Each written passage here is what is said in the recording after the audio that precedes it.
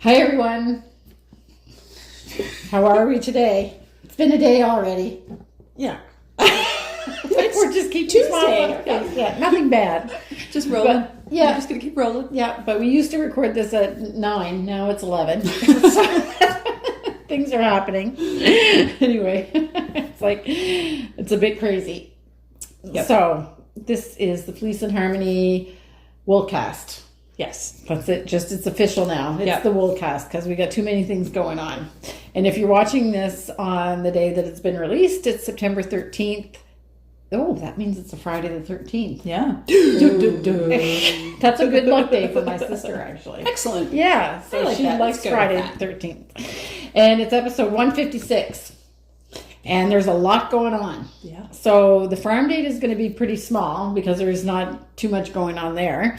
But we have like oodles of things to talk about knitting, which I have nothing to do with any of them.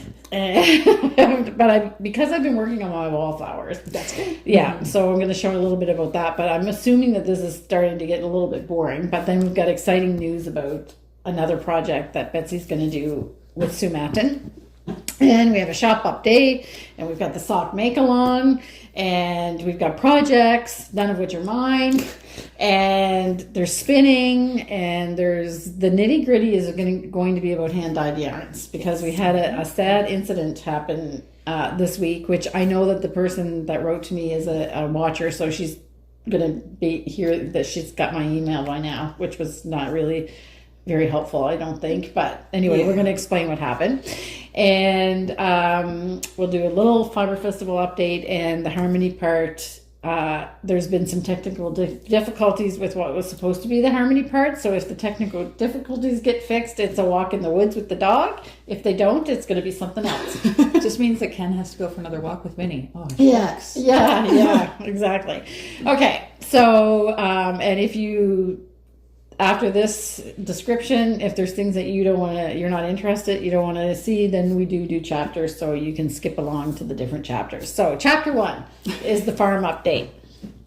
So I think I don't know if I mentioned this in another podcast, that the people from BOG were here. Yeah. Yes. I don't know if you told us what BOG is, though. Yes. So BOG is an acronym, BAWG, which is the Belfast Area Watershed Group. I think that's what it stands for, but I thought it's very, very cute that it's actually called BOG. Yeah, so I like that. I know, that's really just right up, very punny, just like what we love. Yeah. Anyway, so they had come about a month ago, I guess, and we have a tiny stream that goes between two pastures, and PEI actually has a pretty robust program for if you want to try to maintain environmental buffers around water areas and things like that. That's kind of a thing that we've been doing since we got here. But now each area on the island has a watershed group as well, and the watershed groups have been going on for a couple of years now, and now they're starting to do some bigger projects. And it just so happens that we have a creek that's between two pastures. And it doesn't, I don't know where it comes from. So it's spring fed from somewhere in the hedgerows. So the BOG is actually interested in our creek because it does go all the way off of our property, under the highway, and down to the shore. That's not too far away from here. And they they restored the part of that creek that went from the highway down to the shore. And now they're looking at the areas above the highway, which is our land. It becomes our land there. So at one time it was full of trout. And it was like, I know that there's people here that I've spoken to that have lived in the area for a long time, that when they were kids, they were trout fishing in our little creek, because really, like, in some parts, it's like about like this. And they said, oh yeah, before the intensive farming happened and it got filled with silt, that it was like but there's fish back in it now. So the BOG people are very excited because they actually found some little trout, and we've been maintaining the buffers for 12 years now, so things are coming back. Okay. So they've decided that it might be worthy of like a bigger project. Cool. So they're going to, and now somebody came with them yesterday from the Department of Environment. There was a whole crew of them that climbed out of that truck. Yeah, exactly. So they're going to, they want to try to find where, I don't know if it's the right word to say the headwater, but they're going to try to find out where the headwater is of the creek and make sure that area is maintained, and then look at what they're going to do, plantings along the side of the creek and things like that. So we're really excited about it. So that's happening on the farm. And I'll just do a quick Vinny doggy update, because if you haven't seen the episodes when we got our new dog, which is a rescue. So he's 2.5-year-old golden retriever. And so now I think we've had him a month. And he settled right in. Oh, yes. Yes. Yes. Yeah. He's a happy boy. Yeah. So it's really, it's been really a great experience. So he's great. He will be the star of the show of the Harmony part, I think, because Ken takes him for a walk in our woodlot almost every evening. And he's fit right in.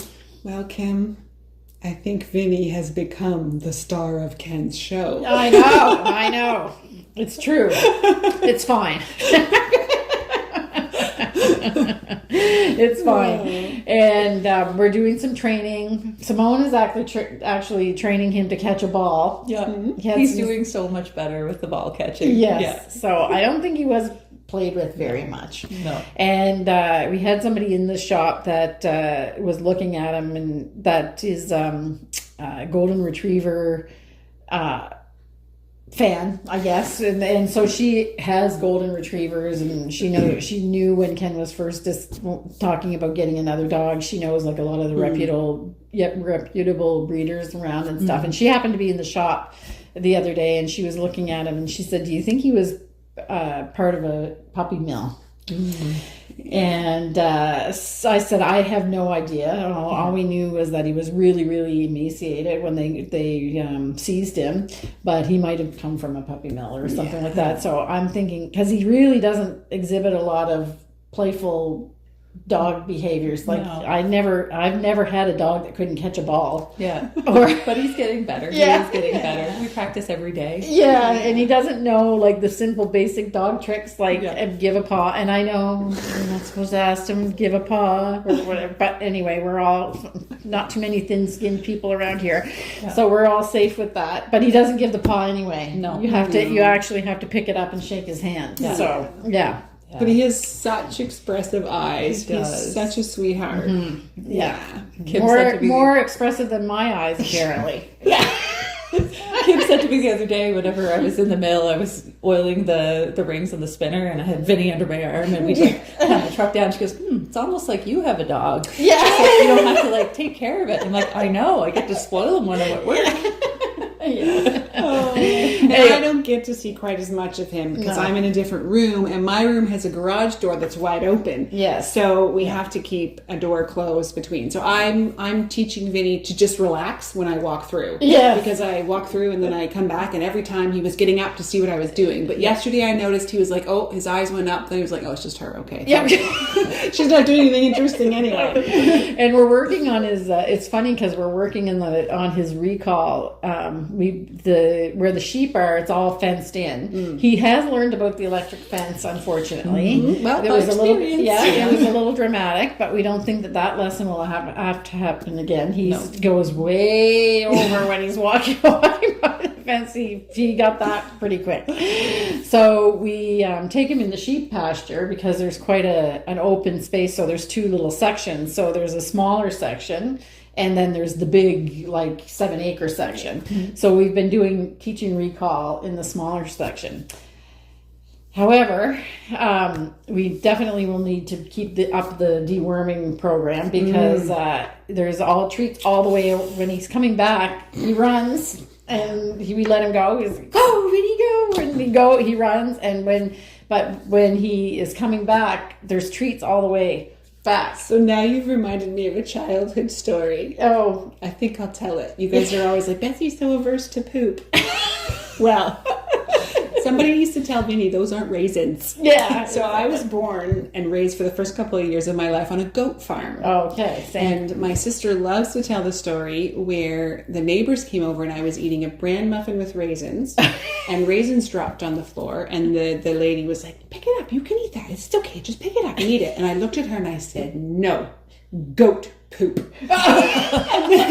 When it was in the muffin, it was fine. The raisin in the muffin. Well, yeah, in the muffin it was fine when it dropped. But the reason I thought that is because I had heard in my life, no, goat poop. Don't eat that one. So, what was that? Well, that was my phone. Sorry. The wild.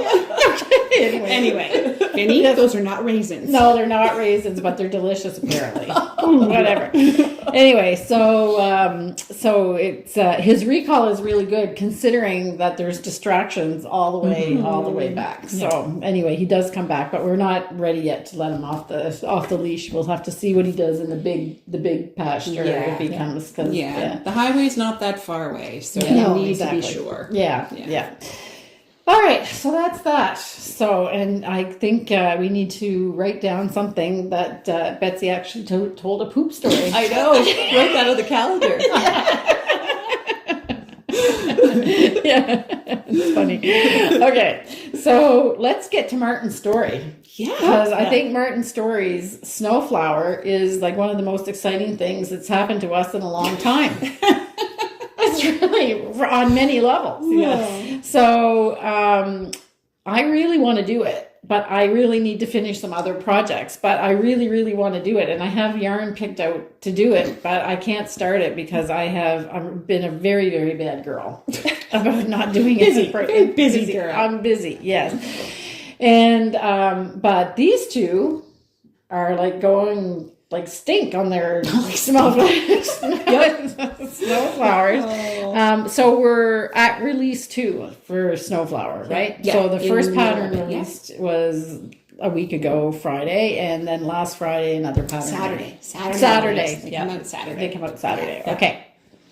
So let's talk about the first one because we were talking about you were talking about how great the tutorials were. Oh, yes. So I couldn't believe it. I watched the video and oh my goodness, I forgot to check her name again. Did you check it at all? Who's leading those tutorials? No. I apologize. We will figure that out. Yeah. So it is the lady who's helping Martin with this knit along. She has the tutorials all laid out. And within I think it's about a 15-minute video, there was about 5 different tutorials. Mm-hmm. There was casting on, there was corrugated ribbing, there was joining in the round. There was color work. There was strand, how to hold it in 2 hands, your stranded color work, how to catch the floats. I couldn't believe it. It was this comprehensive color work tutorial all in 15 minutes, which was fantastic. Very efficient, but right to the point and very helpful. Yeah, I watched it actually as well. Nice. So good. Yeah.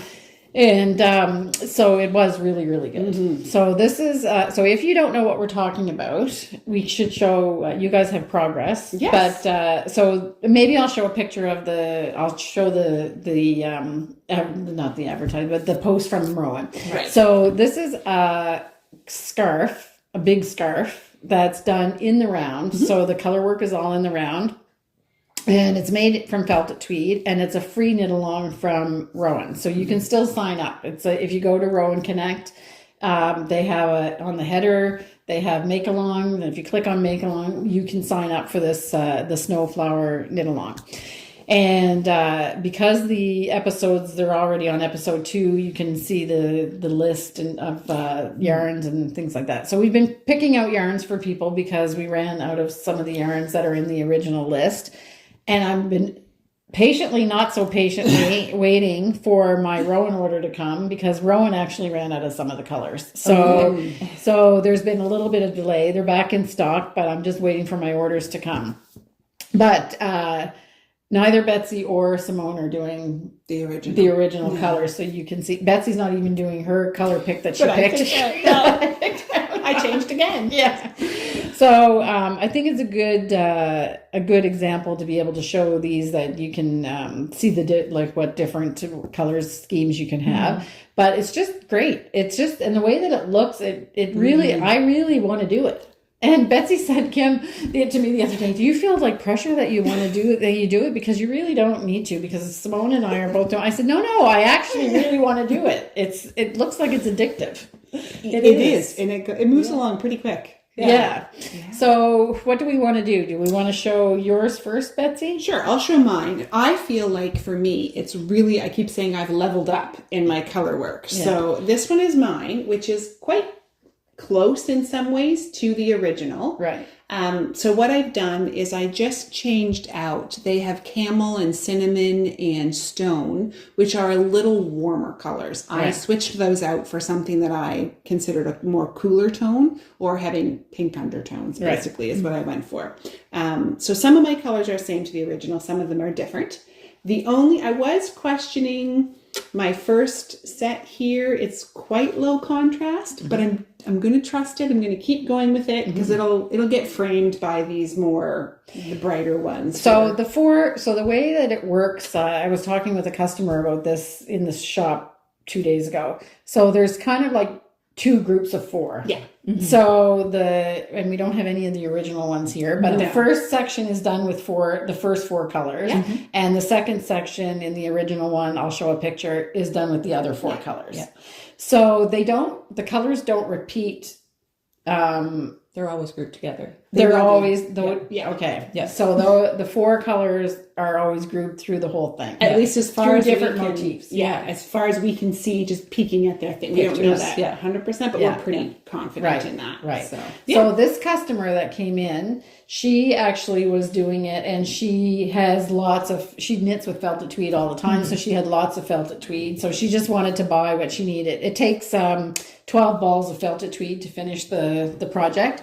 So she had lots of choices, so she could swap. But what she's doing is she's actually taking the motif. The first motif, she used 4 colors. Right. Then she's taking 1 or 2 of the colors from the first motif and fitting them into the second motif. Okay. So she was asking me about what her next step was. And I said, well, I can't tell until you knit the second, and then you can make a decision about what you want to do. So she's building up on the colors, which is going to be beautiful. I'm sure. And I was a little bit like, part of me would like to be able to do that. I mean, I guess I could with the felted tweed shop right there. Yeah. But because we don't know exactly what was coming next, I was like, oh, wow. So this one, I'm going to just go with it. And then another one, maybe I could just do even more than really colors and go lots of different colors. And Simone has taken a completely different. I did. Yeah. I stashed out. Yeah. For mine. Yeah.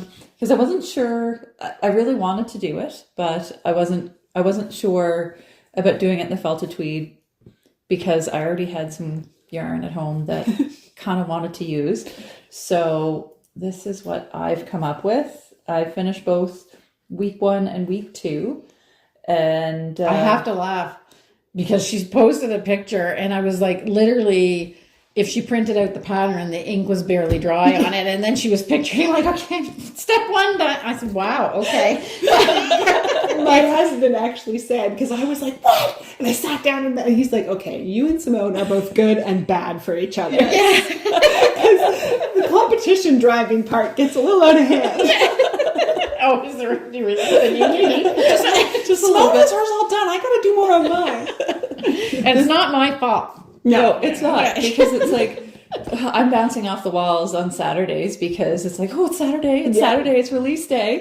And that's what I do. I go home, I put on my pajamas, and then I start the new release. Yeah. So I had this finished by Sunday morning. Yeah. Where I get up on Saturday and start working on it and work on it throughout the day. And then by Sunday lunch, mine might be where Simone. No, it's not. This is Tuesday and I'm not there yet. Yeah. No, I'll have it done by It is not a race. Yeah. No. But we, at the beginning, because we were saying when we started talking about this, that you don't have to feel pressure about getting it done. And then Simone pops up on her Instagram. It's just the excitement. I can't help myself. It is very addictive, I think. It is. I also think for me, so in my leveling up, I took her suggestion to put stitch markers, if you can see my rainbow stitch markers all the way around there, every 10 stitches. When she first said that, I was like, 10, every 10, come on, I don't need that. But then I did. And not only did I do that, maybe we can get Simone to take a picture of my iPad, but I put the chart on my iPad and I drew a line down the chart every 10 stitches to match the color of my stitch marker. Wow. Yeah. So I only ever have to like eyeball basically like 5 stitches, because it's either 5 closest to the blue or 5 closest to the orange. Oh, and okay. I am losing my spot and making way less errors than I always do. Not losing your spot. Not losing my spot. Yeah. And I'm also, I think, actually continental knitting on the left hand. I used to do this fake sort of pick it up and wrap it around kind of thing. But now I'm like, so I can actually knit 2 whole rounds without stopping. That is like, that's for awesome. me, that is crazy. Oh, So good. I think also excellent. just my skills have made it zip along. Practice. Yeah. Yeah. So I'm quite excited about that. Yeah. So I love this colored stitch marker idea. It's a good system. Yeah, It so really these is. are actually the Cocoa Knits stitch markers, the round stitch markers, and they come in 5 or 6 colors. So I you can't can, remember. Yeah. So and this is I've also got coconuts in mine too. well, because they're really great. I love them. They're my favorite. You don't even have a stitch marker like every time you repeat the chart. Just Look at one. her go. Just one. There's something eating around. Nice. But you also memorize color work pretty. I do Simone- not. Yeah, me either. It's my comfort knitting. Yeah. The color work. So for the most part, I don't make a huge amount of mistakes, Yeah. but I mean, when I do, they're really bad. So are you reading your knitting as you go, so you know what comes next? Yeah. Because you're And translating the So I hold also it up found when we're talking about there's a missing section. yes, there's a mistake. I In wonder the if second they. chart. I wonder if they did an errata. I don't know. Okay, so we're gonna tell you the scoop. In the second chart, what is it? I have to look at my phone because Okay. I texted Kim and I think Betsy it's right is away. it line 14? Yes. Yeah. So This is Line the 14 is correct. and line 20. 27 is not. There's some errors in it, so just use line 14 instead of Oh, okay. So they're 27. supposed to be the same. Yeah. Okay. They're the mirror image of exactly. or the whatever. Yeah. So tell us about the yarns you're using, Yeah. Simone. What do you have in So there? this is a whole lot of stash. I'm using Lichen and Lace, Rustic Heather Sport, and it's definitely a little bit more on the rustic side, but it's something that I'm comfortable with. I'm also using a little bit of felted tweed because I had that at home, some Shetland, and leftovers from my Rayanne sweater. Ah, okay. Yeah. Which is like a Norwegian The yellow. yarn. Yeah. Yeah. And then a little bit of hand spun. Okay. Yeah.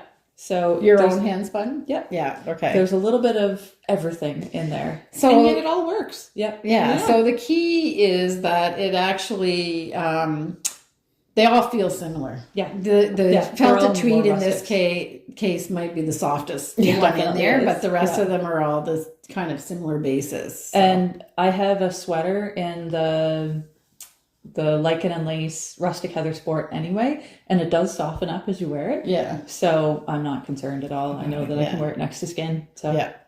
Great. yeah.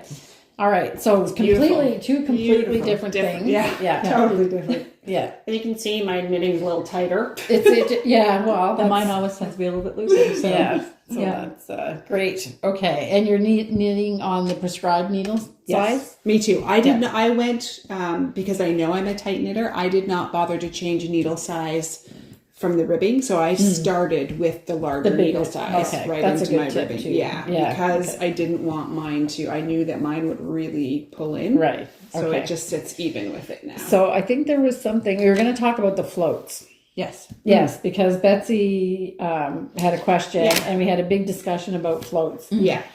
So I was telling Kim I wasn't even bothering to catch my floats between long sections. I've started doing some. I went the wrong way again. I don't know what I'm doing. I started catching some of the floats a little bit more, but in this first section, I didn't really at all because it's all inside. So I Right, wasn't yeah. worried about fingers catching or anything of that sort. But the key that you reminded me then is just make sure you've got enough.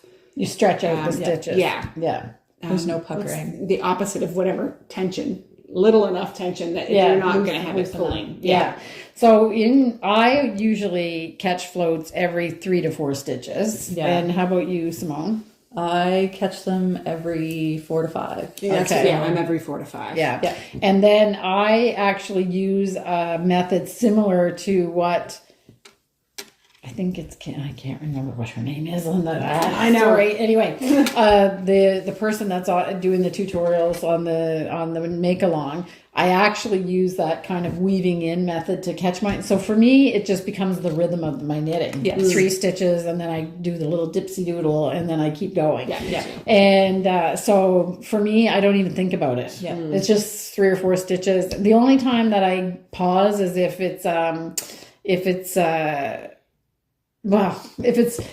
I like to catch them every 3rd, and if there's 4 stitches, then I just do 4. But other than that, I just keep doing the kind of the same rhythm. Well, the other thing I do is I try to stagger too. Yes. I can't stack my.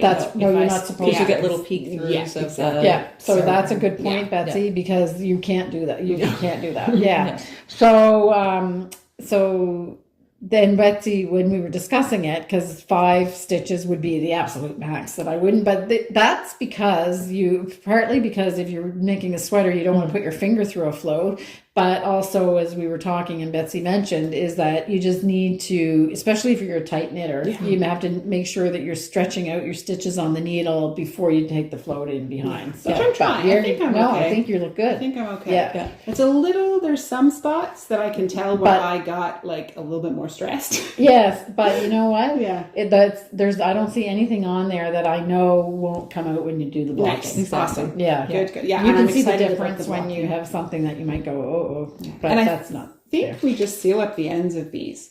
I think so. I have plans. I might do fringe? a little, or just some fun crochet. Okay, because I was thinking edging fringe on for them mine for because yours. I just think love fringe would be fun too. But I think on this one I might try some like either scalloping or picoing with the crochet. Wow. We'll see. Anyway, I'll save that for the end. I want to do it. Okay. All right. So 12 balls of yarn. Mm-hmm. If you want to join in and you want to make it out of felted tweed, then we do have a discount code for you if you buy the 12 balls. And the discount code is all small letters. We love Martin, and it will only work if you have 12 balls of felted tweed in your cart, in your basket. Yeah. I've also added a thread to our Ravelry group so that all of this information is just quick reference. There's a link to ROWAN Connect. So if you're not signed up and you want to join in, there's a link right there that takes you right to the make-alongs. I've got the colors that are recommended and the amounts, all by number as well as name. Okay. And if you want to share your project. We're really enabling. Yes, we are. Well, unapologetically enabling you to do this. And it's a great project. I think we mentioned a few times, there's no cost to signing up. No, that's free. And the charts are also like the pattern comes to you. Yeah, no cost. Yeah, exactly. And it's a little treat every Saturday. Mm-hmm. Yeah. It really is fun. I'm really liking and it's just, I think we're getting about 40 rows? 41. Rounds, 41 rounds a week. And I'm finding that like perfect amount. If you want, you can like divide it up per day, or you just like can go for it. Binge knit, right? That is not what I thought you said. I was like nodding along going, I do not know what that is. Binge knit. I guess I need to enunciate more clearly. No, you're good. I thought maybe that meant like you like really just go for it. Yeah, ninja knitting. There we go. Yeah, that's it. Okay, so now the next, it's not a knit along or a crochet along, but it is an along type project, and that is the Wallflower that I've been working on for 2 years, and Betsy finished it also in the prescribed amount of time. So I did work harder to finish that one in the prescribed amount of time. I know you did. Yeah, because some weeks it was like 50 popcorns or something like that. I ate, slept, worked Wallflowers. Yes, I know. And this is what I'm on.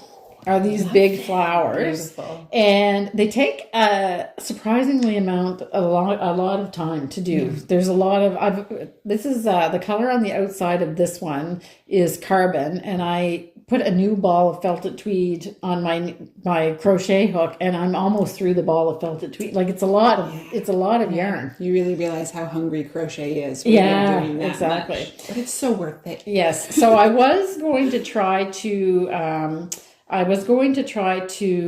attach a couple of these, because these are the dark corners that are going in. But I just thought I'm doing taking a page out of Betsy's method of doing the production, and it just does make it much more efficient and more consistent. Yeah. Because you kind of get into a rhythm.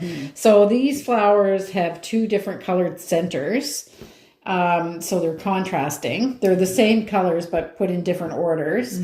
And I'm just doing, there's 8 of this one and 4 of the other one. So I'm just going through those. But I really love these colors. It's so like rich and like so when it gets, I think you can yeah. see the blanket. So when this gets on there, I think it's going to be, I'm very, as I keep saying this every time. Yeah, somewhere around there. Yeah. I'm not quite sure what the joining color is, but yeah. So it's going to be nice. I'm excited to finish it. So I have a secret. This is I'm not going to keep this for myself. It's a secret gift. But I just heard news that I may have to put the steam on a little bit. Oh, okay. Anyway, so we'll talk more about that later. You have 1 year, is what I've always been told. That's what my mama No, not that kind of an emergency. Okay. I mean, anyway, never mind. Whatever. We're down a rabbit hole now. Moving on. Okay, moving on. I just have to hurry. Okay. Yeah. Plans have changed for a good reason. But not that reason. All will be revealed. What's that? Digging further. Digging further. Okay, I'm just going to clarify what I was meaning. Okay. From a wedding date, my mother has always said, you have a year to give the gift. Oh, that is okay. what I've been told. Okay. Yes. Is that good? Okay. So there we go. It is acceptable within the first year to be giving the wedding gift. That's right. Anyway, so I'll leave this in, I guess, but I'm not sure that. Cut it out if you want. I'm digging, digging more. I'm not sure how much of a surprise it's going to be. Anyway, all right. So I had no pressure, and then I have a little more pressure. Okay. So, but Sue has now done a test run on a next big project, and Betsy wants to join that knit along. So I don't have a whole lot of information at this point. Yeah. So she is going to be hosting her Tessellation Nation. Crochet Along is her next one, and I believe it starts in January, but the sign up is open already. Her early bird sign up goes till September 30th. She does say maybe not a beginner project. She recommends that you have done at least something else of hers along with her, be it the Wallflower or her homage to the granny square. I think were the 2 she specifically mentioned. So if you are a super adventurous beginner, come along, but that is her recommendation. So I did a little bit of reading about it, and she was talking that it's going to be kind of a bit of a study in design and in color. I mean, the Wallflower is as well, but I'm really looking forward to sort of like, it's the next step after you've done the Wallflower. So I'm going to do it in January is when it starts, and I'm super excited about it. Yeah. So I might spend the next 6 months or a year after that working on it. Yeah. They're big projects. They're very big projects. Yeah. So, so Betsy's going to make hers out of felted tweed. Yes. And we are always being a stockist for the Mercerie, which is Sue Matten's design company, and we'll continue on that. So if you buy 10 balls of felted tweed, then there's a discount code that you get when you sign up for the course. And if you want to do it the Tessellation Nation out of felted tweed, you can. But I was discussing with Sue about what she was recommending, and she said, well, in this case, she's actually recommending that people could dive in their stash as well. It doesn't necessarily have to be felted tweed, but Betsy wants to do hers out of felted tweed. If I tried to knit or crochet an entire project out of my stash, it would be a very boring project. Yeah. I do not have much of a stash. Yeah. So felted tweed, if you haven't used it before, there's 50, I think there's 55. They're coming out with 6 new colors. If my fall order ever gets here. So by the way, there's 6 new colors. I did not know this. Yeah, 6 new colors. I am in love with felted tweed right now. Yeah. And it's really, we always like to say it's really hard to go wrong, like with the color choices, because of the way that it's made. It actually is pretty harmonious no matter how you put the colors together. I feel like you're actually more likely, if you're going to err on the side of putting colors that are too similar. Yeah. Because of the little bits of tweed in each one. Well, often you'll find that color in another yarn. Yes. Yeah. So when you're knitting, sometimes those match up and then it brings your contrast down. Yes. So that's I would say is the only caution with felted tweed. Exactly. But then it just is more muted. Yeah. It's not, Watercolor. it's just, watercolors. So anyway, so that's going to be, and I've showed a picture by now of Tessellation Nation. But the question I would ask you, because I would consider myself a beginner crochet when I did Wallflowers, which probably is not necessarily recommended for a beginner either. And you figured it out. There was some, I thought I can say after crocheting probably 30 balls of felted tweed that I can actually read my crochet now, like I can read knitting, which is very helpful when you get to that point. But what would be in the tessellation, not knowing what the pattern is, what would you think would be the challenging part? She highlighted the joining as you go part might be a little bit more of an extra step of challenge. But we did a lot of joining as you go. Okay, so we did a lot of joining as you go in the Wallflower. So that is a technique, I think, in crocheting that does tend to get skipped. So a lot of people start with granny squares, make each granny square, and then either sew or... So joining as you go is not the same as just taking 2 pieces and connecting them with a single crochet. It's a little different technique than that. That's what I had always assumed it was. And then I made some other hexagon projects and I realized, oh no, joining as you go is you actually don't put the last round on until you are connecting that row to your previous piece. So there is a bit of actual technique to that. However, she does video tutorials for all of her steps that are very clear, both in right-handed and in left-handed crochet. So again, if you're a beginner, relatively new to it, but you're a determined beginner and you really want the project, I wouldn't say you can't do it. She just suggests having done something before, maybe to just make the process go a little smoother. Yes. So the one thing that I would say is no matter what the shape of the flowers are, when you join, you're always joining in a hexagon. In the Tessellation Nation, there's stars. I was going to say, I think that's where what it is. The complexity. Which really comes down to your stitch count just really matters. Yes. So if you're a knitter, the idea of your stitch count mattering is actually really common. You do not change your stitch count unless you do so on purpose for knitting, either increasing or decreasing. Crochet, you can fudge, but I think when it comes to joining in the round on a non-straightforward shape, that stitch count is going to be a little bit more important. It is important because I did something wrong. I can tell it just doesn't look right. Yeah, it'll. So it's just there'll just be some little details I think that are going to matter a bit more. So you were a crocheter before you were a knitter. I'm going to say I was an amigurumiist. Oh, okay. I hadn't actually done a lot of traditional styled crochet, 2D crochet. I had done mostly 3D. Okay. And you crochet and knit. So which did you do first? Crochet. Okay. Yeah. So here, my big stumbling block with crochet is that I could not count my stitches properly. And I also could not read my stitches very well. So now after crocheting 36 balls of felted tweed, I can finally do that. But how, I don't understand why it's so difficult. It's totally different physically than knitting. Yeah. So the actual structure of the stitch is totally different. So it just takes a different eye, for lack of a better term. So you would think, like, on the outer edge of this, it looks like knit stitch, like they're little V's. So it's crochet, so it's little V's.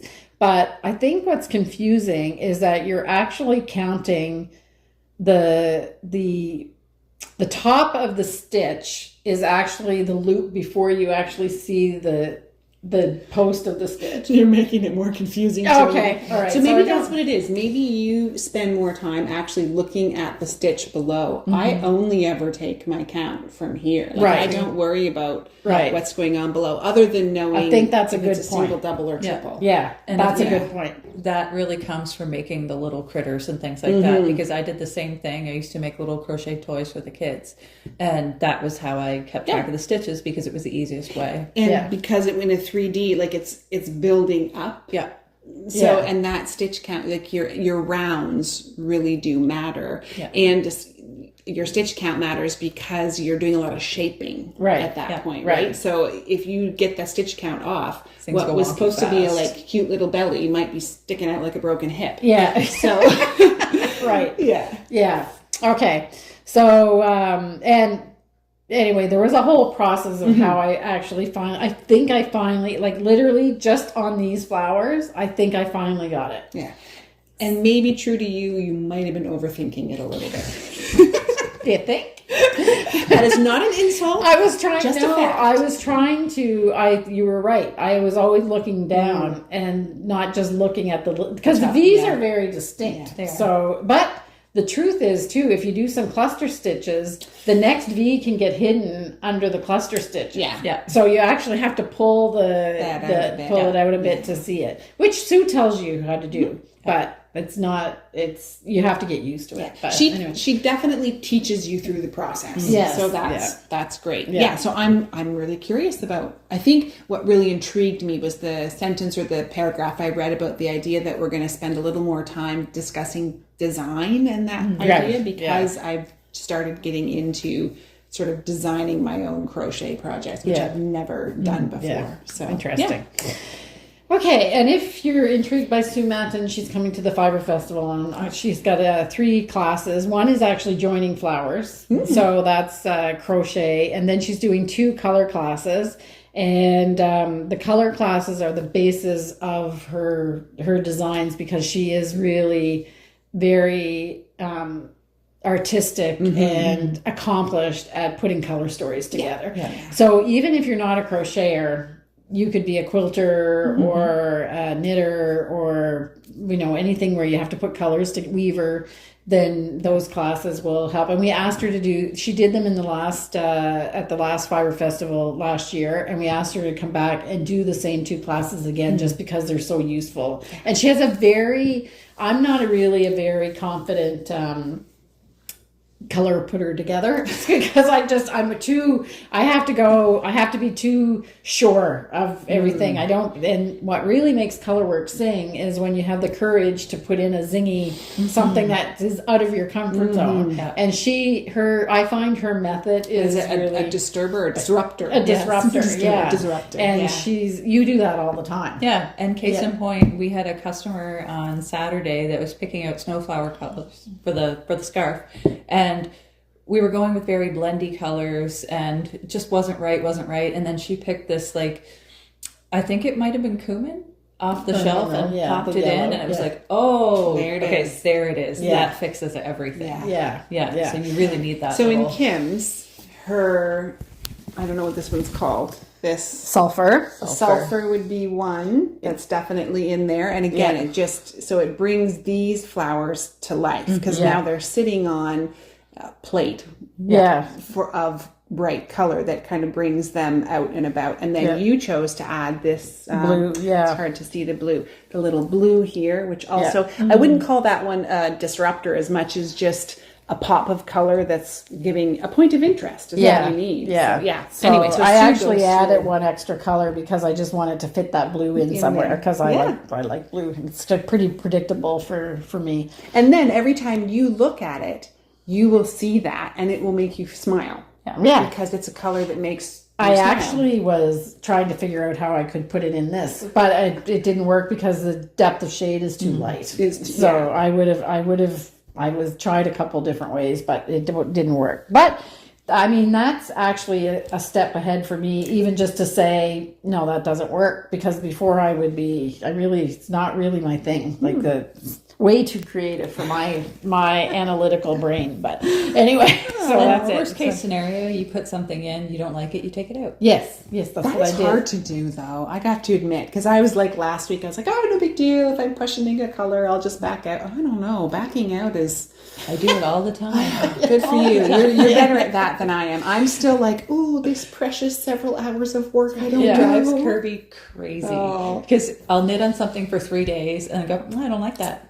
Yeah. I think I used to do that more, but it was about like I had made a technical error. So I was like, I got to take that out and fix that error. Where color, I'm like, it's more like, can I live with it or not? Yeah. And I usually, the little lazy part of me is like, oh, we can totally live with it. Yeah. So it's a little late in the game to take the blue out. Yeah. Yes, exactly. No, don't take the blue out. No. Anyway, if that's the case. So anyway, so that's a big discussion about color with Sue Matten. So if you're interested, if anything that we said sounds interesting, then there is a couple spaces left in her classes as well. Yeah. So okay, so Betsy's going to be on the deck for Tessellation Nation. I can hardly wait to see how this goes. I would. Me too. It's not something I'm interested in trying. I'll be doing my Snowflower at that point.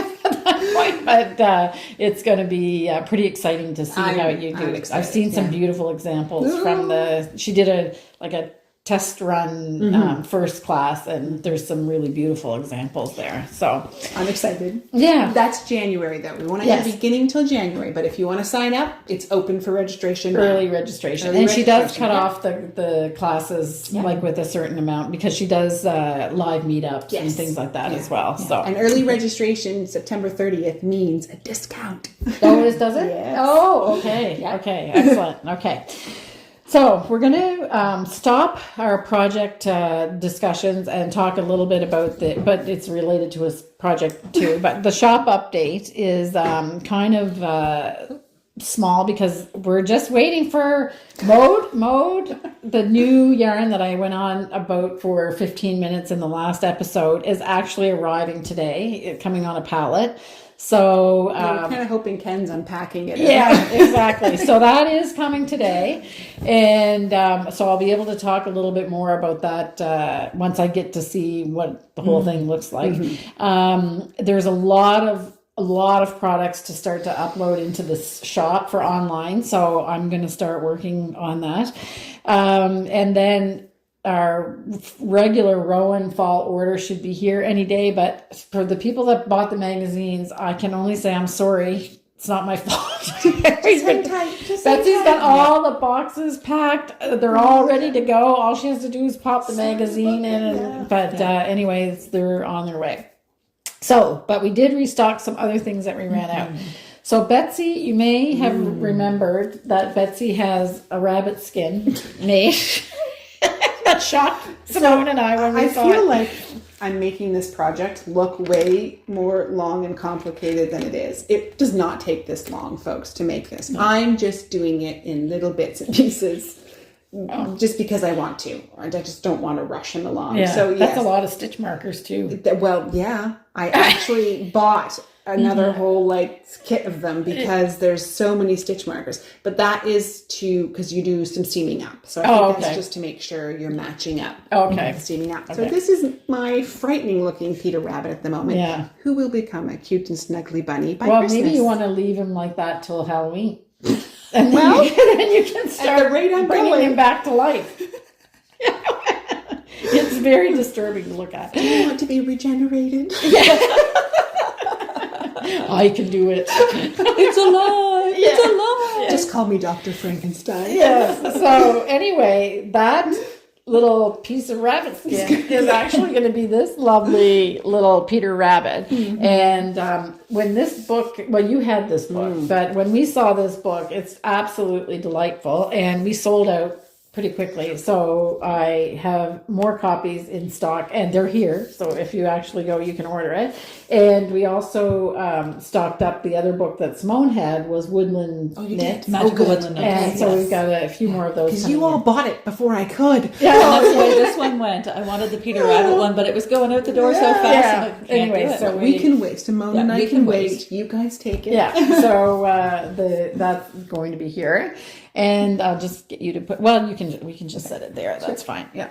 And then the other exciting news is that we got the confirmation that the Patty Lyons Knitting Bag of Tricks workbook is on its way. So that is available for pre-sale. The people that get the newsletter already know, because I featured it in last week's newsletter. They must, because there's orders. Yes, exactly. So this is really exciting. And somebody asked me what the difference, do I need to buy the Knitting Bag of Tricks book and the workbook, or are they standalone? Yes. So I haven't seen the workbook yet, but what I understand is that, so first of all, the Knitting Bag of Tricks was an epiphany as far as the knitting techniques go. It's a really, really great book. And there's all kinds of tricks in there, and how to, different ways of doing specific techniques. My understanding is the workbook is more exercises. So it's one thing to say knit a swatch, but if you haven't knit a swatch before, how do you actually do a good swatch?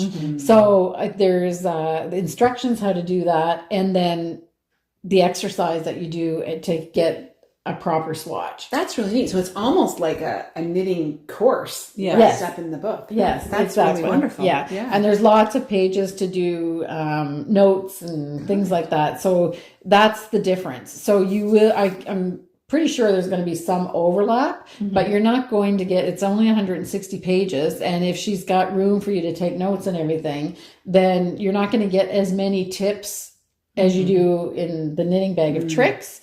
And she says you may want to have your Knitting Bag of Tricks by your side while you're doing the exercises in the workbook. Okay. So to the best of my ability or my knowledge, that's how I think they kind of work together. But if you really only want to buy one, then you can buy one or the other, and you'll still have great books. Yeah. So that's that. So that's ready. It's on its way. The release date is October 1st, so you won't get it before October 1st, but we'll manage the shipping so you get it by October 1st if we have them in. I know that I've got the confirmation that they've shipped, but I just don't know exactly when they get here. Okay. Right. So, and the other big news is that the jumbo wooden ball winders are back in stock. So these are the Estelle ones, not the Leica, but as I said in previous episodes, they definitely come from the same manufacturer. So it's just a different name on it, and the color of the wood is just a little bit lighter with the Estelle. And I even lightened the picture on I photoshopped a little bit the color of the ball winder. To me, it doesn't make any difference what color it is, but for some of you, it might. What? I might have wanted to match mine to the furniture. Seriously?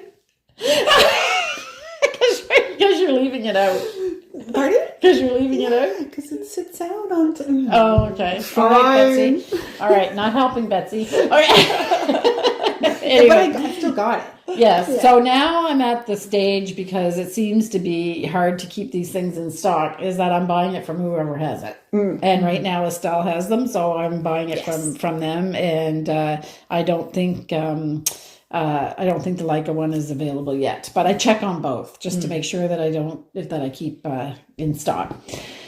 And that's about it for the shop. Like Rowan, Fall, Mode, those are all big things. I think we're going to have to, do a little rearranging to make sure we have space for it. I'm not quite sure we're going to fit it all in. Anyway, but that's a problem Good problem. Probably for tomorrow or when we get finished here. Okay. So there's probably a cut here because we just made a check to make sure that the iPad is not full. So, and we're good. All right. So the next thing we're going to talk about is the sock along. So I don't know. It's like, how many posts are there now? There's over 100 finished projects. Wow. Yeah. It's incredible. Yeah. People are loving the sock. And Yes. mine aren't even in there yet. Yeah. No. So 101. Mine either. Yeah. 102. Yeah. Okay. And but the chat post Yes. is, I think there's, when I looked, there was more than 700. I don't know for a fact on how many numbers, Yeah. how many posts there are, but it's been really Yes. active, which is fantastic. And how much sock yarn do we have left, Betsy? I just put some more colors out today. That's a sock yarn is going between the I know, between the sweaters that we knit with the sock yarn and the sock on this knit along with the sock yarn. It's been Betsy's always cool as a cucumber. She's always she's always got a plan. Yeah, but she finally cracked the other day. She goes, it's okay. It's okay. Anyway, so it's the people that are coming into the store and they're saying, they're looking at it and we're like, well, are these the only colors you have in sock yarn? I said, well, those are the only colors we have left right now. But Betsy's making it as fast as, Simone is spinning it and Betsy's dyeing it as fast as she can. And I gotta say, this cherry slush, oh my golly. Yeah. We've had that color all along, but it's like, it's this brand new thing. It's the color of the moment. I swear, every weekend I come back on Monday and I'm like, where'd the cherry slush go? Simone has her seashore stroll sweater in the shop, and it's made from if you remember from previous episodes. Okay. Anyway, but now because you had an extra ball, you have a pair of socks. I do to match your sweater. All right. Yeah. So this is Blooming Lovely by Nancy Wheeler. And I am finished. Yay! They're lovely. They're blocked, and they're ready to wear. Mm-hmm. I really like this feature. So the basic vanilla sock that I didn't have anything kind of here, but that's cute. Yeah, I like that. I like the broken rib a lot because it just helps everything kind of snug in, and you get a nice fit with the sock. Right. I didn't really do much in the line of modification. I did put the little garter tab right here because I find that I get a nice tight little join whenever I pick up the stitches. But aside from that, it's pretty much just as the pattern is written. And now that I'm finished, I just have to pick the color of my next. I have a little bit of a practical question for you in terms of your blockers. Yep. How did you decide what size blocker to buy? Medium. I saw the medium, and I'm usually like between 8 and 9 in shoe. Okay. So you went by your shoe size? Yeah. Okay. Yeah. I'll show you why in a minute. But what you could do is you could measure the bottom of your foot from heel to toe. Okay. And just keep that measurement, and then whatever you see sock blockers, you can measure. So want my it a question little would bit be, bigger. I want the blocker a little bit bigger than my foot. Yeah. Okay. Got it. Well, bigger than your sock. Yeah. Yeah. So that it So you want actually to has some. probably knit with a little bit of negative ease. Not too much, but a little bit. Yeah. Because if you knit with too much negative ease, you're going to have socks that don't fit comfortably and they're going to slide down and do all sorts of funky things that you don't want your socks doing. Okay. Yeah. Because I'm looking at investing in some blockers. Yeah. Because Kim very graciously lent me her large. I don't know if they're actually large. They're just not quite large enough. Maybe they're not large. Well, yeah, they're longer than those. Yeah. Yeah. Not by much, though. Not by much. Yeah. I have fairly large feet for a lady. So, TMI, but whatever. I wear like a lady size 13. Yeah. Oh. So, yeah. Oh, yeah. Okay. So, I thought it was maybe 11. that's an extra large. An extra large. Anyway, I was just laughing as I went to put them on the blockers, and I was like, I think I need a bit more. So these are mine. Yeah. These are so cute. I'm calling them the lolly socks. They're actually vanilla sock with DPN by the Crazy Sock Lady is the actual pattern. And really good. I really liked it. I have a few modifications I've mentioned a few times. I'm going to snug up right across here. For the next pair, you mean? Yeah. Yeah. I'm not sure exactly if I want to take this pattern and try and start making modifications, or if I should just try a different pattern. That's also a possibility. But I did successfully a heel flap and gusset, which I really enjoyed And doing. they're really tight. Yeah, they're very nice. Yeah. Good job. I don't think there's any spacing there. No. So I would like to do, I still want to do heel flap and gusset. I did the Finchley graft for the toe because I still cannot get that Kitchener stitch. So the Finchley, you just turn it inside out and you work it from the inside. It's basically the Kitchener stitch from the inside with a few different steps. I liked it a bit better, but I'm still tempted to look for, so now I think I want to do pattern toe up, but still heel flap and gusset. Is that even possible? Yeah. Okay. There's a free pattern on Knitty.com called Widdershins. Widdershins. Okay. Yeah. That is that idea. Like that. Okay. Yeah. I just want to do that because I feel like I'll have a better chance to be able to fit it to my ankle because once I get there, I can bring it down. I don't want to decrease my stitches before I do the gusset, where here, increasing and decreasing on a straight calf part should be no problem. Yeah. And you probably started with Judy's Magic Cast On, right? With the toe up. So have you done that before? I have not, no. Okay. But I'm So sure you'll I can have fun figure with it that. out. Okay. Yeah. It is fun. magic. Yeah. Okay. Yeah. I actually have one with it. Oh, okay. Yeah. I'll have to get you to write that pattern down later. I'll have a look at it and see what I think. So have you tried these on? I have, and they fit. Yeah. They fit? Yeah. We could. You just want the ankle just a little I bit just want a thinner. little tight. Yeah. So they fit kind of very slouchy, and I'm worried that with that loose on the ankle, they might slide down a bit in a shoe. Okay. However, I do wear my work shoes. Do have an ankle on them. Yeah. So that might keep them up. Yeah. But, Excellent. yeah. They look really good. And I think I was going to do solid color, but I think I'm going to do stripy again because I'm just loving this one round stripe. And what size needles is this? 2.25? I did it on.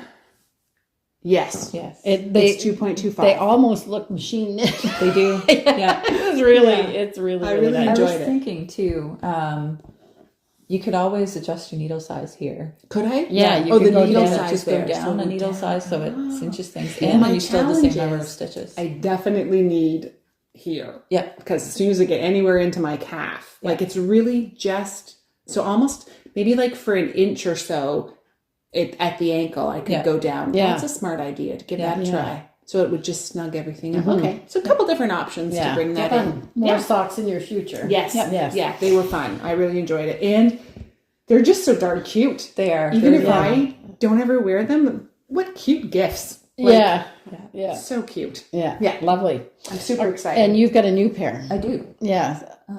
A surprise new. Yes. I New was calendar. doing exactly what I had said. Maybe I should try a worsted. So this is some boxing kits that I had in my stash. I've got 2 balls of it, and I decided I like house socks. So nice, cozy, thick socks for the winter time.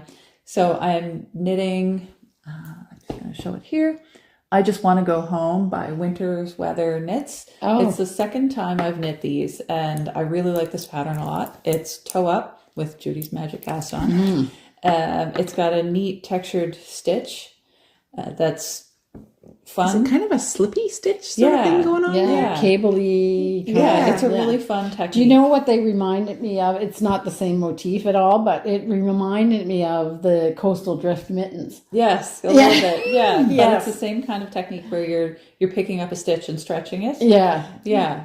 By the way, Mana has a new mitten pattern coming out soon that I'm going to have to knit. But anyway, that's another time. Yeah.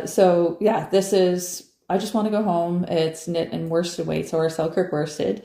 And I have plans for sewing a little bottom on them. So I think I still have, I was given a really out of fashion leather coat from the 80s. Oh, okay. It's really large. It was one that went down almost to the floor. So I was gifted it. The person said, I don't care what you do with it. I know that you do crafts. So if you want to use the leather, feel free. So I, over the years, have been cutting up pieces of it. Because I want to see this thing, but too late. Sounds kind of matrixy. Sewing it onto the bottoms of slippers and things like that to make them last longer. So I have to dig through my stash and see if I have any left. because I fully intend to just sew little bottoms on. Yeah. Because, we didn't really design the Selkirk worsted for socks. No, it's pretty soft. Yeah. But that will save my sock bottoms a little bit. And what size needles are you using for that? That's a good question. Okay. I love watching them. Yeah. 3.75. Oh, okay. Yeah. So pretty big then. Yeah. Yeah. Okay. Yeah. And there is a fair bit of stretch with these, just due to the stitch.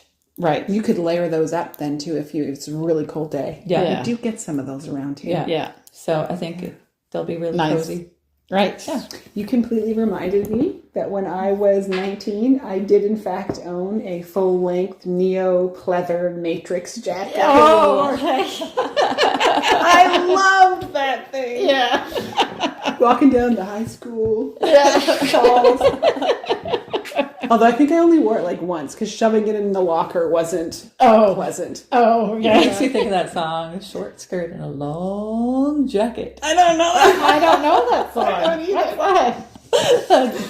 Okay, well, All right. I'm a weirdo, I guess. I don't even know it. You have to check it out later. I can't remember who sang it. Oh, but okay. yeah, Now it we was have to one of look those, that up. Poppy type songs. Oh, Yeah. okay. All right. Cool.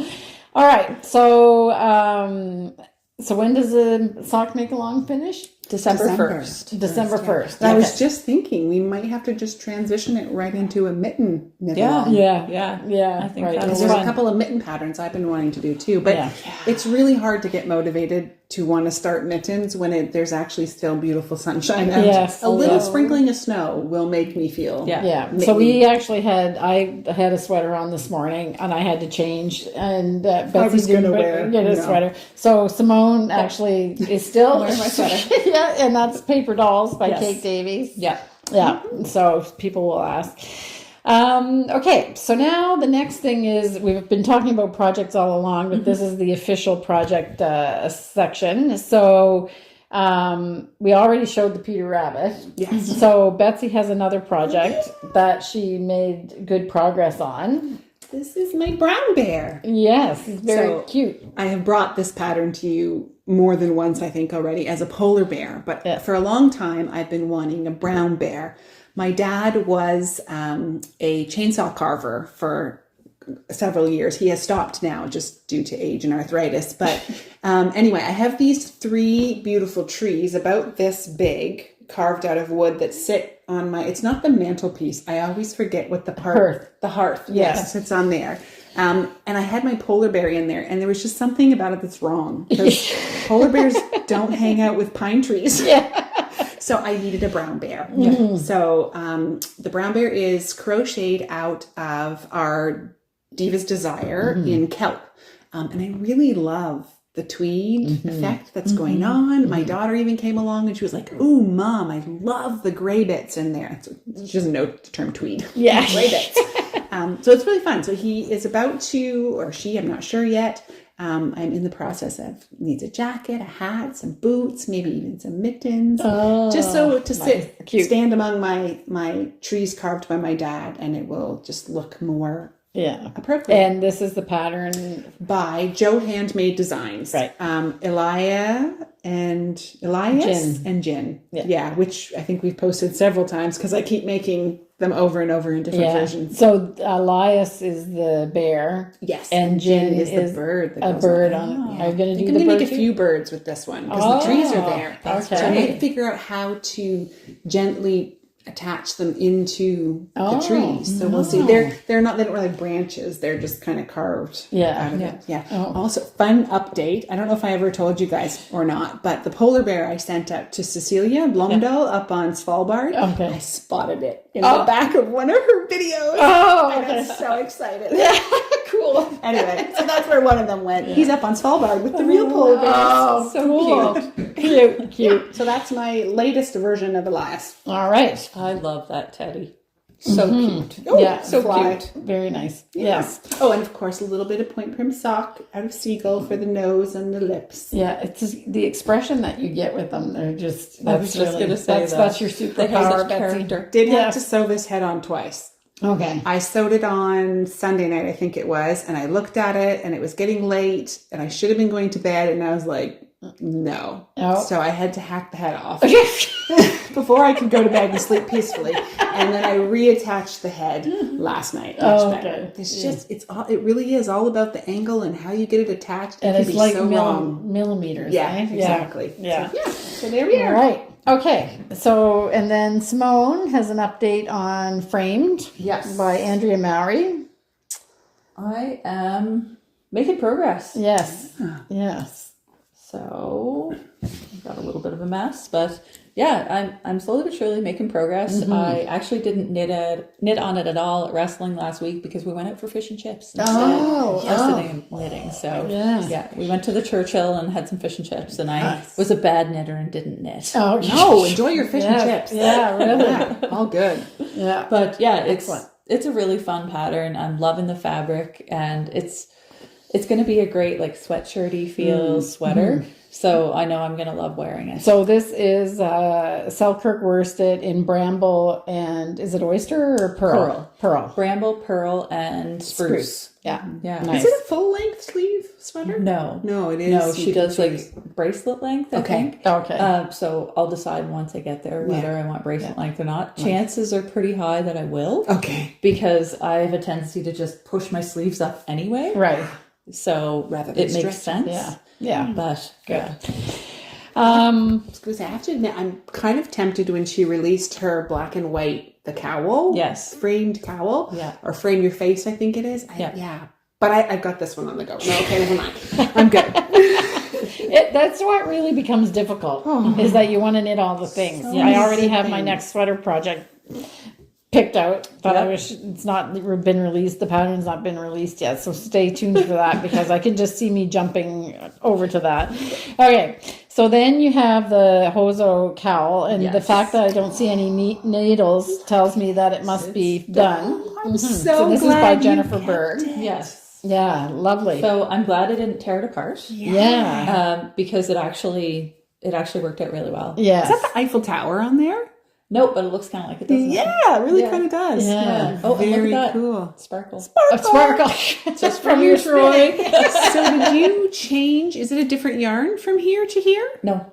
I'm so glad you left it because Yeah. that worked out amazing. So that was Simone's hand spun. Yes. Yes. And it was a bag of seconds that I got from Hello Yarn. So it was like bits and pieces off what she normally dyes. Sometimes she sells it as like patchwork kits and stuff like that. So it wasn't like a continuous braid. So I just kind of cobbled it together how I thought would make sense when I was spinning it. And this is how it turns out when you knit it. I don't think you could have planned that any better. That came out amazing. I love that, like, it's like the light in the sky. Yeah, Just moody on the bottom. yeah. Yeah.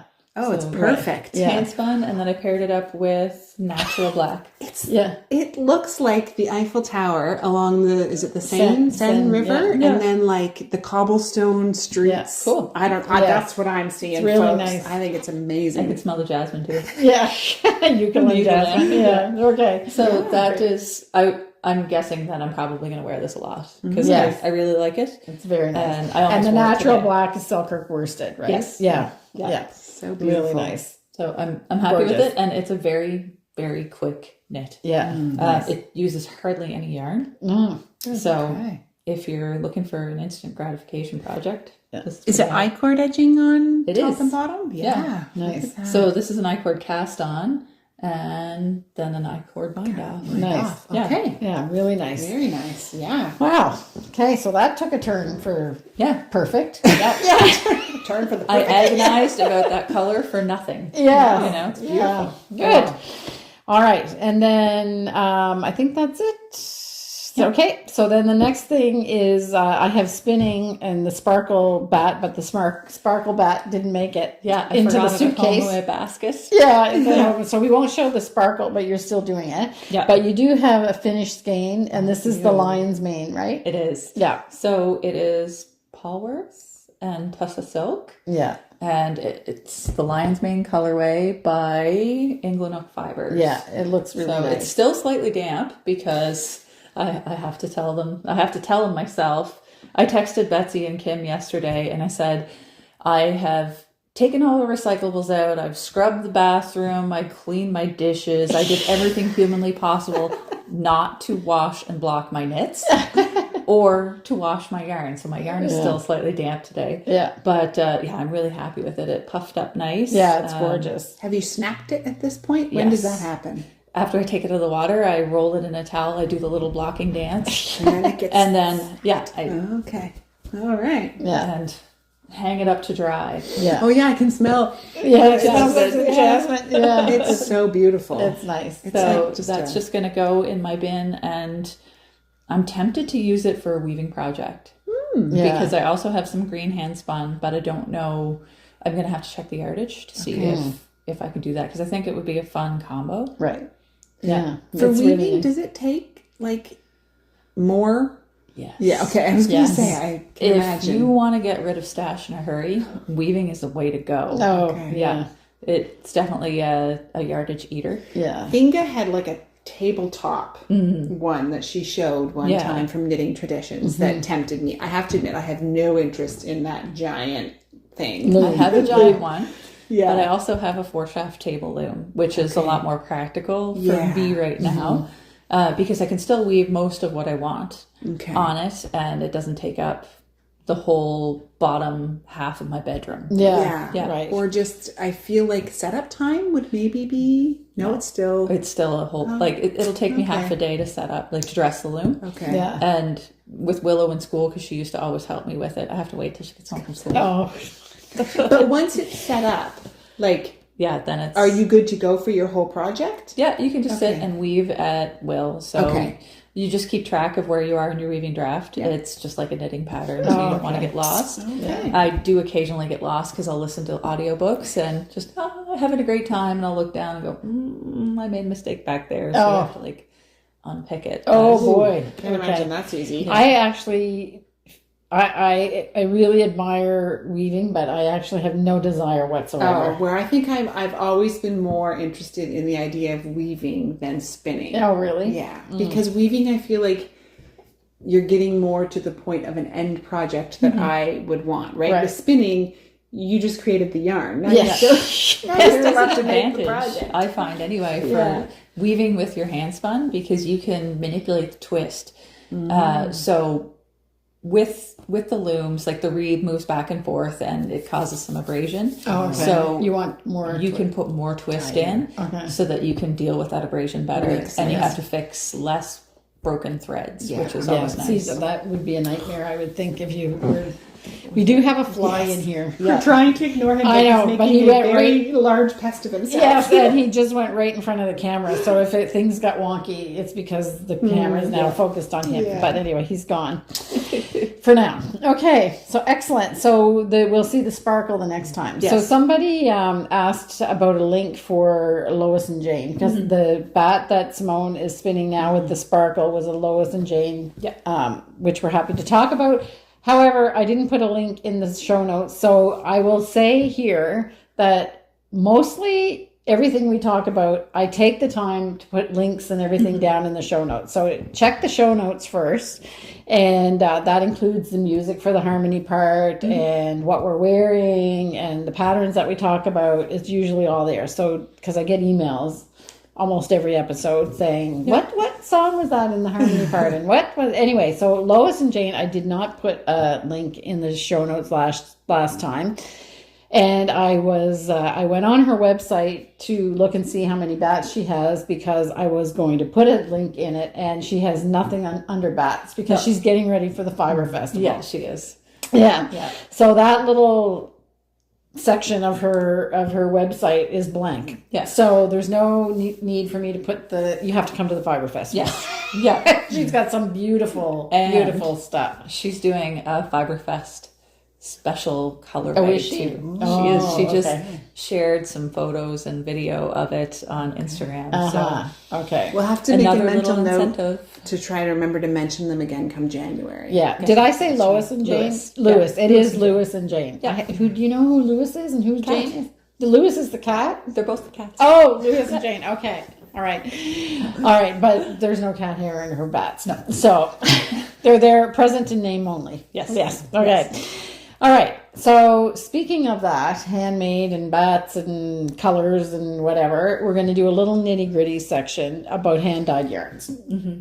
Yes, because basically what we make is hand dyed yarns. So Betsy is dyeing every batch of yarn in batches of 9 to 12 skeins, depending on what weight the yarn, what fits in the dye what vat. fits in the dye vat. Yeah. But we just had a sad story because a customer has was gifted some yarn from our shop in 2020, and she started knitting a sweater, and she's worried that she is going to run out of yarn. She's not sure yet if she's going to run out or not.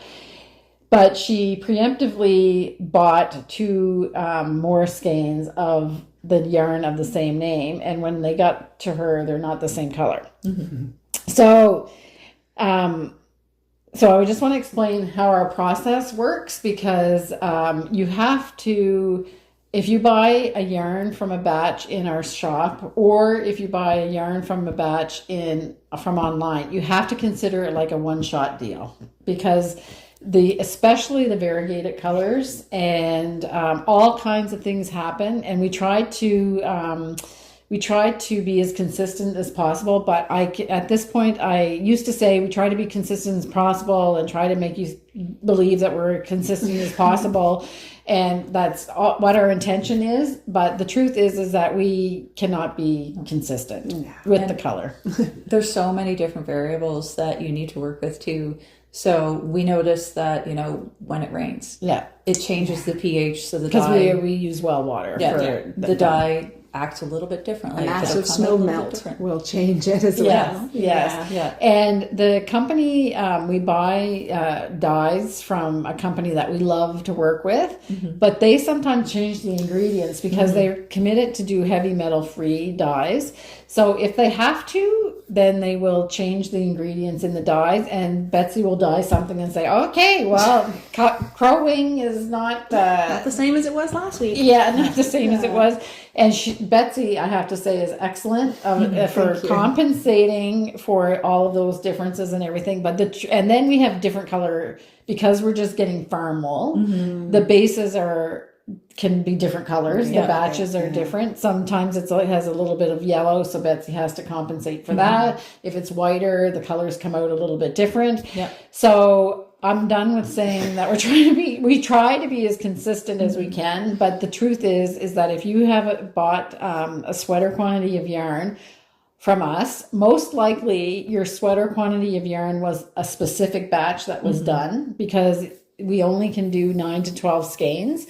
So if Betsy does a batch of yarn with 12 skeins and we put it out in the shop, chances are there's only 6 skeins left. Well, I can absolutely guarantee you, if you order online and it's a sweater quantity, I dye that for you. So it is all the same dye batch. I do not mix dye batches. Now, if you come into the store and shop, we do have, so you'll notice sometimes there's 2 different colors of collars on the yarn. That will mean they're from 2 different dye batches, or we put a note on it saying like batch 1, batch 2. That means they're not from the same dye lot. So if you see that and you're in the shop and you don't mind doing helical knitting right from the beginning, alternating your skeins, you may be fine. But when you order online, I make it all one dye batch. And then if you order 6 months or even next week, it will not be from the same batch. Right. And in this case, the customer was gifted 6 skeins of yarn from 2022. So I don't even think you were the dyer then, because we've had 3 different dyers. So that's so we don't know who dyed the yarn. And dyers do have a style. I would say there's an artistic signature on. Yes, on exactly. it. Like painting almost. Yeah, as like much as I tried to follow the recipes. There is still a certain amount of artistic. And the one thing that I'll say is that Betsy is, in as much as it's possible, is actually taking meticulous notes on the dyeing and exactly what she does or whatever, so that she's trying to make the colors as reproducible as possible. But the truth is, you have to consider each batch as a separate thing. On top of that, we're selling online. So I have to take pictures of the colors. So what we do in trying to represent the colors accurately online is a bit of a judgment call, I would say. So we look at every batch that goes out. We look at the color that we see in front of us, and we look at our monitor in the computer, and we say, is that within a tolerance level that's acceptable, that the color is a representation? And if it's not, we actually take new pictures, and before we put the yarn out, with the minute we have a new batch, we will change the picture online.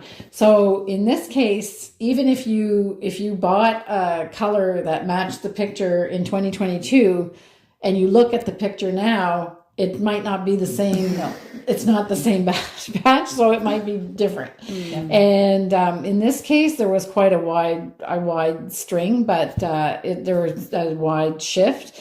But the truth is that the particular color, when we do overglazing, so the colors that are like that are blue poppy is one, fiddlehead, and bramble, three of the most popular colors. Yeah. Are are a glazed yarn, and they're the most complex colors that we make.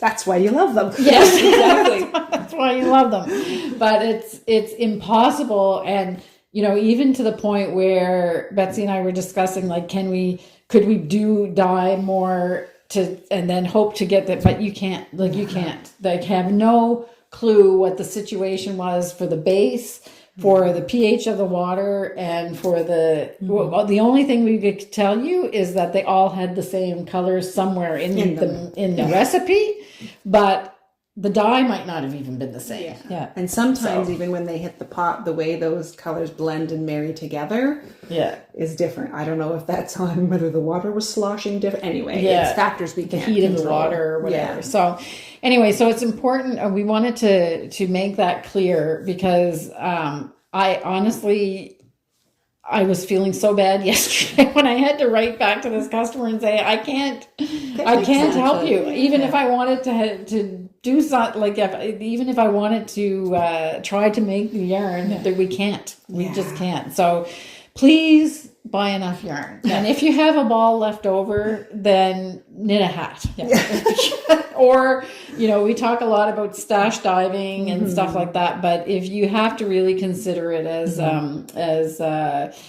one of a kind, you're getting a one of a kind. And you just heard, if you order a sweater quantity online, Betsy's dyeing your yarn for you. Yeah. Now, with all this in mind, if you're stash diving and you're pulling some stuff out and you think you're going to run out, there are a few little cheats that you can do. So you can do the helical knitting if they're close enough. But if, you have yarn that just doesn't match, you can do the collar, the bottom hem, the cuffs, all in different colors. Yeah. You can add some striping in or some fun little Fair Isle detail. You can actually just introduce 2 new colors and do things like that. Yeah. So you're not stuck. You just may have to kind of pivot a little bit and be adventurous with your knitting. And you're talking to the queen of how can I make this all work together? And she produces beautiful pieces from that. And that's just practice with knitting from scraps and going, I'm going to run out and I'm not even close to being done. You really should take a hard look and be brutal when you're deciding if you have enough yarn before you start the project too, though. That's the other thing is that, and if it's really close, assume that you don't have enough. Yeah. So you might make it, but you can make some design elements. Like, for example, this example of the color that she had. If she had known that she didn't have enough or whatever when she started the project, then a neutral stripe in between stripes of the color, the main color, would have been sufficient because she's really close. That's the problem. So, and that happened to me with my even doom. I ran out of one of the colors of that stripe. So I had to be happy with the fact that I have a stripe in one of the sleeves that is, and everybody's like, oh, cool design element. Yes. Yep. Thank you. Yarn chicken. So you can, it's your project is savable, but I think it's really, we owe it to you guys to tell you that we will not be able to really match yarns. Like we were just looking at cherry slush this morning. Yeah.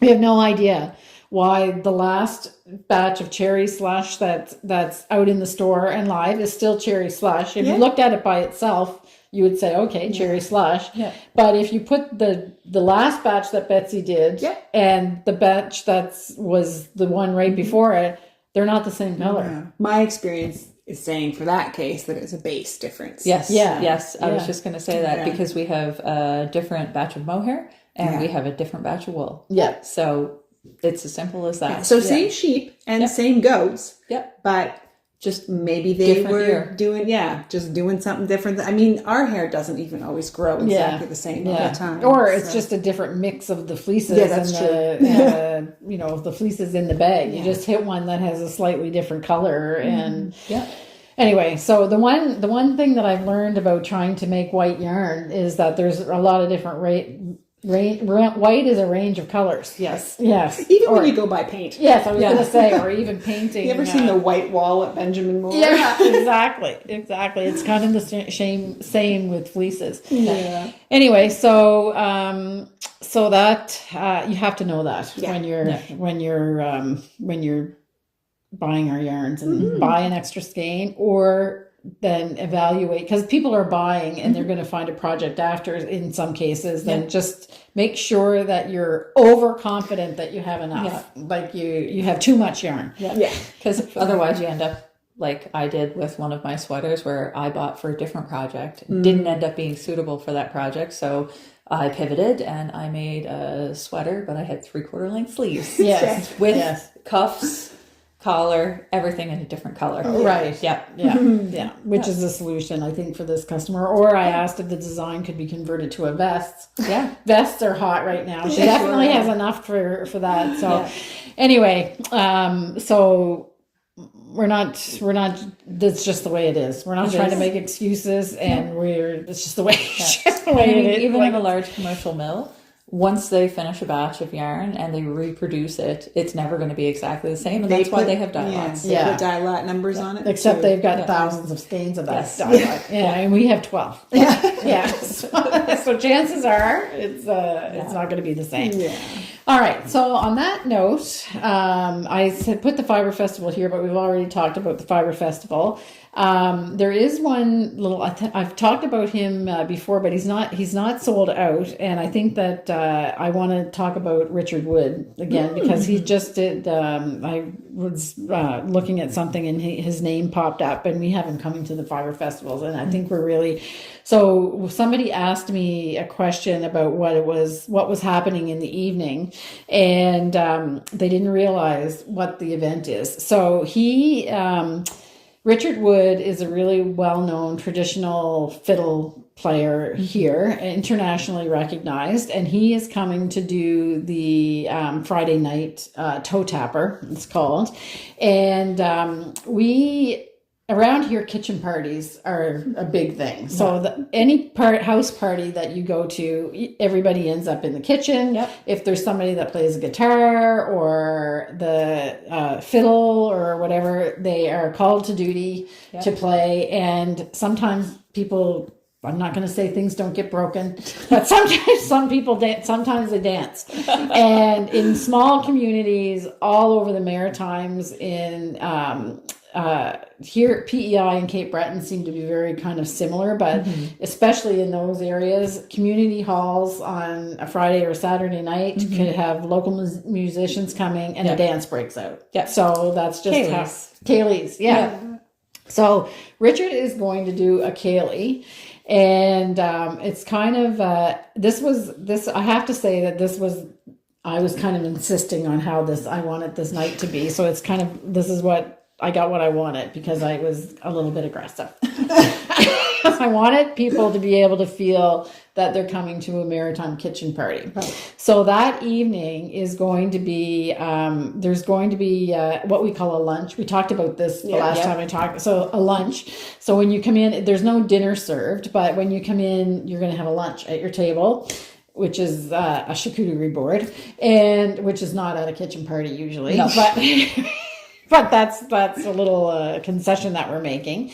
And Richard is bringing with him, I didn't even know this until last week, Richard is bringing with him a collar, which will teach people in the evening how to do a traditional Ceilidh dance, which is called the square set, but it's not square dancing like you might be thinking about from country. It's a different kind of thing. Kind of a cross between Scottish country dancing and kind of a mishmash that has just grown up in kitchens and country halls all over the Maritimes. So he's got somebody that's coming that's going to walk the participants that want to dance through that. And he also, I just heard that there's step dancers coming with him as well. Yes. So there's a very kind of a traditional way of step dancing when people are dancing. Don't think river dance. It's kind of based on Irish or Scottish step dancing, but it's much more casual than that. But and it's really fun to watch when somebody, men and women do it. Yes. But most often it's women. They change their shoes and they go in the middle of the floor and I don't know if I could say it's most often. Yeah, Men and I'd say women do it's it. pretty much half and half. Yeah. You're looking at me, but I don't know. My grandfather and his brothers, they all did it, and they used to play they would play their instruments, and they'd also have a seated version of the foot action on a fiddler, a maritime fiddler, is as interesting as the music itself, actually. So I actually don't know if Richard moves his feet, but I haven't seen a fiddler that doesn't. Yeah. So, I mean, and if anybody knows Natalie McMaster from Cape Breton, she actually step dances and plays the fiddle at the same time. So anyway, but she's she's an overachiever. Next level. Yeah, next level. Anyway, so that's what the evening is about. So if you, we still have some tickets left. And if you're not coming to the Fibre Festival per se, but you're going to be in PEI and you want to attend, you're welcome to buy tickets as well. So anyway, so it should be a really fun night. All right. I think that's it. Whew. Covered a lot of ground today. Yes, we did. Yes, and without any catastrophe, we hope. We hope that the iPad's still going. Anyway, I'm almost over it. All right, so we will go to the harmony part, and I think you're going to see Ken and Vinny walking in our wood lot, which Ken has looking like a park right now. So, it's really, really nice. It was a beautiful evening when they went for a walk. Just looks like there might be a little technical difficulty with the video. So if this one didn't work, I guess he's going out again tonight. So anyway, have a beautiful 2 weeks until we see you the next time. And we hope that you have joy and fun with your crafting. And we'll see you in 2 weeks' time. Take care. Bye.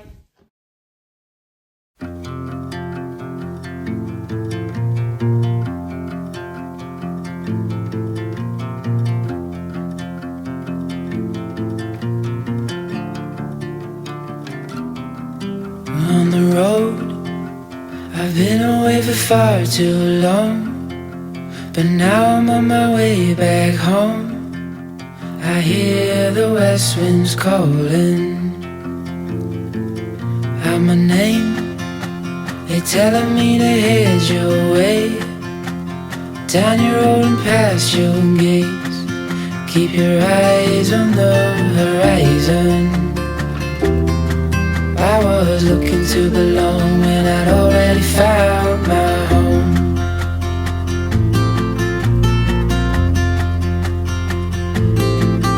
Won't be long, I'm there before the setting sun, for you to fall into my arms, the place I call my home. I was looking to belong when I already found my home.